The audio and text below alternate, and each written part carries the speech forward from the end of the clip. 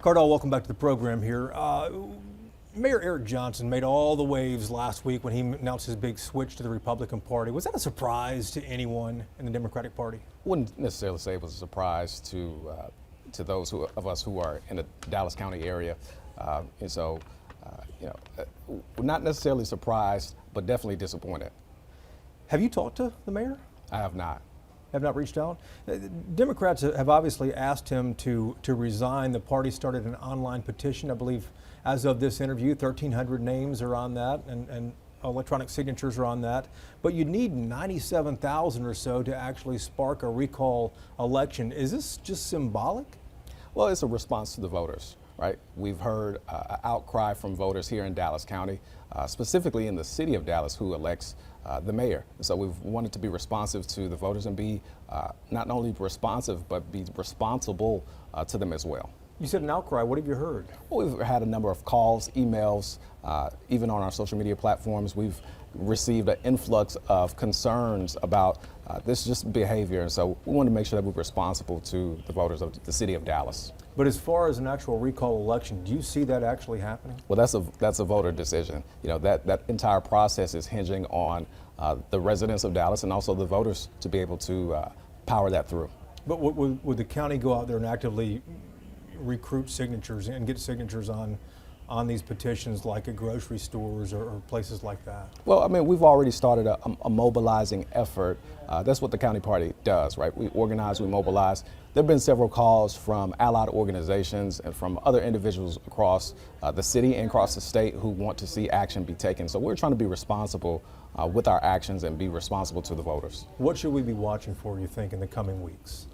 In the coming weeks, we should see the party be what it's always been, right? I'm the chair of the Dallas County Democratic Party. I try not to focus too much on Republican issues, and so I'm here to speak to the voters and to speak to the Democrats and to assure them that we are a party that's stronger than ever and we're doing things that they have elected us to do. But I'm sorry, but as far as Johnson goes, should we expect to see in the coming weeks the party and allied organizations actually working to get signatures on a petition to call an election to recall Eric Johnson? That effort is going to be led by voters. So the party is being responsive and responsible to the voters. We're still fielding those calls.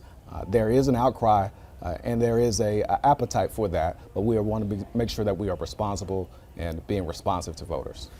At 33, you are the youngest chairman that I know of for the Dallas County Democratic Party. I didn't realize you're also the first black chairman of the Democratic Party. That's correct. What does this say about the energy, the youth vote, and the direction of the party? It speaks to the future of the Democratic Party, specifically here in Texas and in Dallas County. Right? We are diverse. Diversity, equity, and inclusion is just not a tagline, but it's something that we embody. There is space for those who have not felt included, those who felt locked out. There is space for black men in this party as well. So I wanted to make sure that we kind of highlight that and keep that at the forefront. We are not only just myself, but our entire staff and leadership is diverse and young as well. I think we round out at about the age 30 as far as our leadership. And so it's reflective, even our candidates we see as we move into 2024, our candidates are getting younger, more vibrant, more energy. They're taking social media by storm, TikTok. And so we're excited to see that more candidates and party leadership that's reflective of the electorate.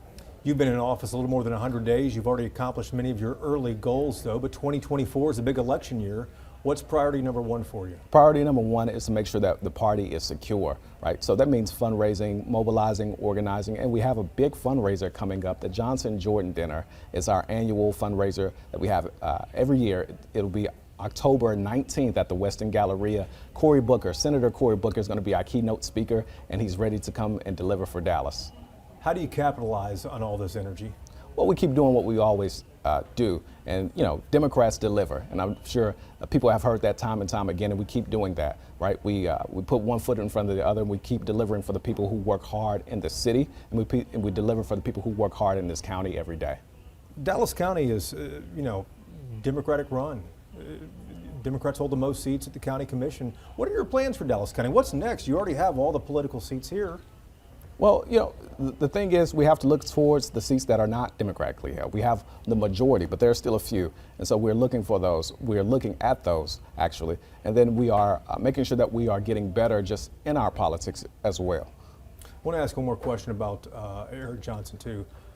Was Mayor Johnson's decision to switch to become a Republican, was that a betrayal?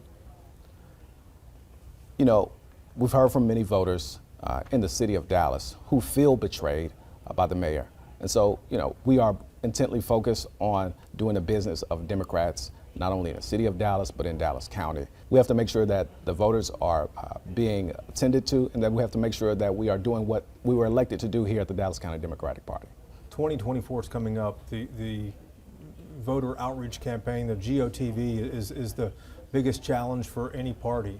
How are you going to get out the vote in 24? Well, we're already doing that, right? We call this year not an off cycle or an off year. It's an organizing and mobilizing year. So we're already started in 2023. This is Hispanic Heritage Month, and we'll be having celebrations for that right in the community. Not only is it Hispanic Heritage Month, this month is National Voter Registration Month. So we'll be out all throughout the county, making sure that we're meeting voters exactly where they are, speaking to them in their language, and making sure that we're connecting with people, letting them know that the party is active, it's youthful, it's vibrant, and we're ready to work.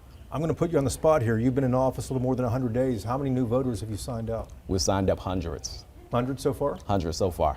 All right, Kardal, thanks so much. Thank you so much.